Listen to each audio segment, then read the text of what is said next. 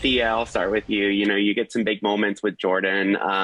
In the film, your scene with Carrie, that ending scene, and I thought the idea of this revenge versus not stooping to the level of violence that has been like historically perpetuated against the queer community, it was really interesting. So I was wondering, what was your sort of initial reaction to reading the script and that scene, and what was your kind of gut reaction? Oh gosh, my initial reaction to reading the script and auditioning and getting an offer and maybe working on the movie was all real intimidating. I was like, this is serious subject matter, and I have so many feelings about it because because conversion therapy is so horrific to me that I was like, I hope that I can do this well, you know, and I think that I did. I But think yeah, you did too. no, I was real intimidated for a while. I was like, this is a big responsibility. Like I felt like I was kind of leveling up as an actor, you know, on that side. But also dealing with the actual subject matter in the film was kind of challenging and required me to really try to develop some strong boundaries around all of it because I had some really bad experiences in my past, especially when I was, you know, the age that Jordan is, which is 17. Because, oh God, I mean, I'm literally losing my train of thought, but like, I don't know, like conversion therapy really sucks. It's really scary. You know, even if you did not go to conversion therapy, you know, as a youth or as an adult, like it's very common to receive, you know, negative reinforcement around being LGBTQ, and doing a movie about that subject matter specifically. It's like, it can open up wounds.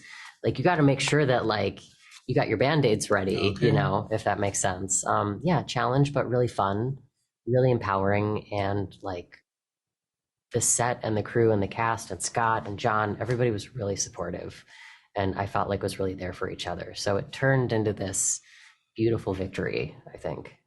Yeah, amazing. And I think, you know, that's one of my favorite parts of the film and kind of in general was the idea that, you know, queer people can create a community anywhere, even under, I guess, circumstances like that. Mm-hmm. And so I thought, despite, you know, the heavy subject matter, it looked like you guys were having fun in moments, you know, singing the Pink song and things like that. And so, Austin, I was really curious, you know, what you guys kind of did to lighten up the energy on set, how you guys bonded and sort of came together.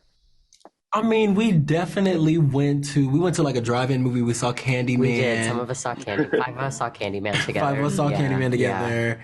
Yeah. We had little like movie nights and like card game. There was like a card game that we would play. It was like a word association card game that we would play. Yeah. And like. Yeah. We watched Friday the 13th together one night. I wasn't there. Oh, you weren't there? That's right. Oh my God. Why weren't you there?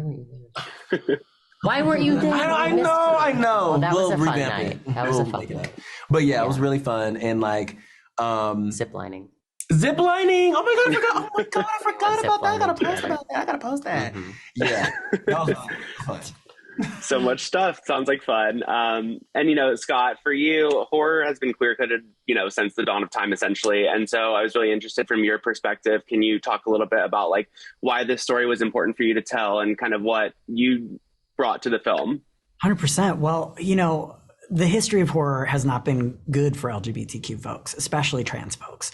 And so when I read the script and I saw the way that John, who like should have a doctorate in horror, took, you know, specific, you know, the greatest horror fans are going to have the best time because you're going to be able to count the references, right? And at every single turn, John is flipping it.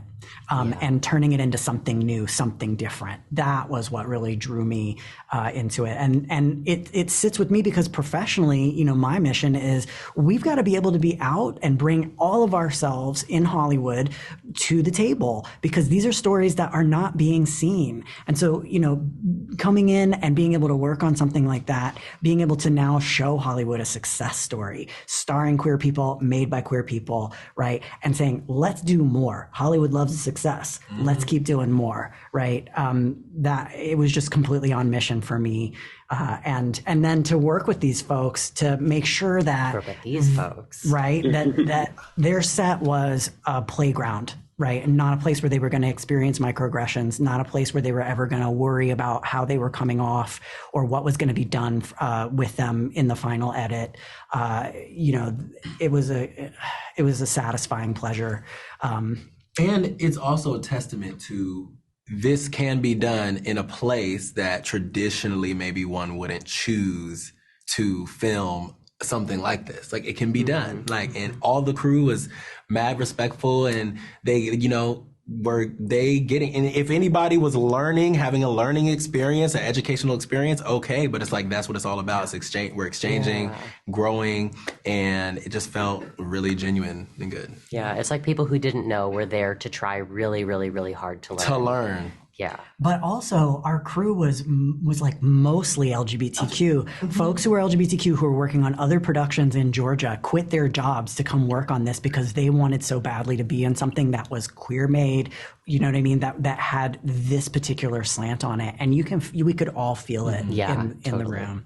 Yeah. Amazing. Well, I'm glad the experience was amazing, as amazing for you as it was for me watching the film. So thank you for your time today. I really appreciate it.